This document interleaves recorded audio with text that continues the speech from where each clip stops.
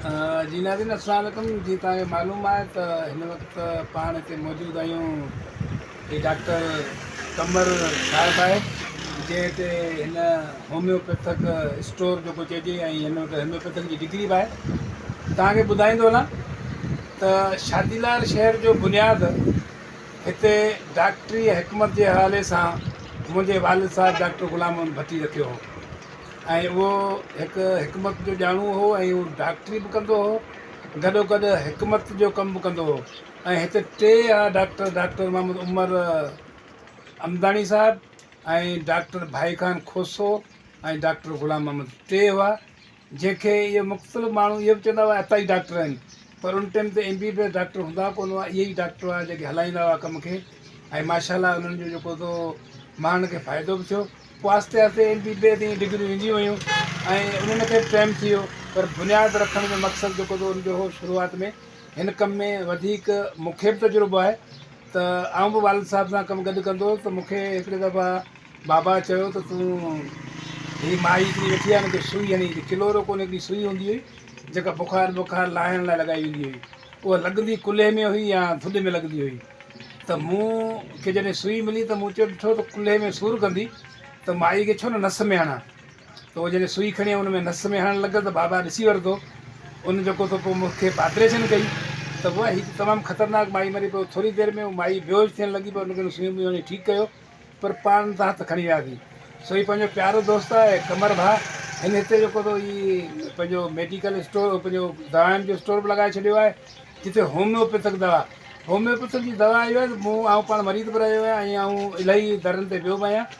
ऐं होम्योपैथिक जी दवा थोरो देरि सां फ़ाइदो ॾिए थी, माना तव्हां अॼु वठी वञो, अॼु जो हाणे जीअं डॉक्टर उहा सुई हणी छॾी बुखार जी ऐं ॿी त फ़ाइदो थियो वञे, पर हीअ दवा साइड इफेक्ट कोन्हे, हिन में को बि साइड इफेक्ट कोन्हे। ऐं मज़े वारी ॻाल्हि त जेको बि माण्हू ही खाए थो 5-6 ॾींहंनि खां पोइ हुनखे रिज़ल्ट अचणु शुरू थिए थी ऐं तमामु बहितरीनु कमु आहे। हिन वटि डिग्री बि आहे ऐं वधीक पाण हिन जे ई वात ॿुधंदासीं त हीउ छा थो चए। अस्सलाम वालेकुम। असां गफ़ार भाई जा थोराइता आहियूं जेके असां वटि हली करे आया।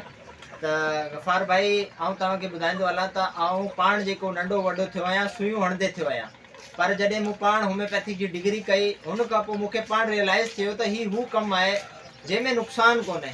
ऐं तव्हां वटि जेके हिते अॼुकल्ह तव्हांखे अगरि निंड नथी अचे तव्हांखे नशे जी गोरी ॾिनी वेंदी आहे, तव्हांखे कब्ज़ी जो मसइलो आहे त तव्हांखे कब्ज़ी खे ख़ाली टोड़नि जी ज़रूरत, हुनखे जड़ खां ख़तमु करण जी का दवा कोन्हे। अहिड़े तरीक़े सां यूनानी दवा होम्योपैथिक दवा जो जेको उसूल आहे, जेको ला आहे, उहो इन ई शइ ते आहे त तव्हां कंहिं बि मर्ज़ खे जेको आहे हुनजी जड़ खां हुनजी पाण खां ख़तमु कयो।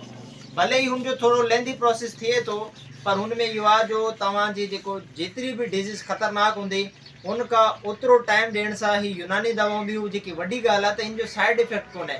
ऐं नेचुरल तरीक़े सां तयारु थियल जेके दवाऊं आहिनि उनमें इहे थिए थो जो नेचुरल अद्वियात कॾहिं बि माण्हू खे नुक़सानु नथी ॾियनि, केमिकल हमेशह माण्हू खे नुक़सानु ॾिए थो। त आउं हिते वेठो आहियां अल्हम्दुलिल्लाह। आउं पाण जॾहिं हिन फील्ड में आयुसि होम्योपैथिक जी ख़ासि तौर में, त मूंखे लॻो अलाए जे फ़ाइदो थिए थो या न। पाणी में लॻाए पीअण वारा फुड़ा आहिनि, केतिरो था असरु कनि, छो मुंहिंजो पंहिंजो ज़ाती तौर ते हिन में एतिरी ॼाण कोन बि हुई ऐं तजुर्बो बि कोन। हाणे अल्हम्दुलिल्लाह मूंखे तक़रीबन 1.5 साल थी वियो आहे शादीलाज में। हिन कम में जेतिरो फ़ाइदो आहे आउं नथो सम्झां त यूनानी दवाउनि खां अलावा कंहिं शइ में आहे। त आउं जंहिं बि दोस्त खे कंहिं बि मामले में कंहिं बि मसइले में को मशवरो वठिणो हुजे, आउं शादीलाज में मौजूदु आहियां तव्हांजी ख़िदमत जे लाइ, गफ़ार भाई जी ख़िदमत जे लाइ। तव्हांजा थैंक यू कुर्ब, तव्हां मूं वटि हली करे आया। जी तव्हां डॉक्टर साहिब जूं ख़बरूं ॿुधियूं ऐं असांखे ॿुधाईंदा त तमामु सवलो वेठल आहे।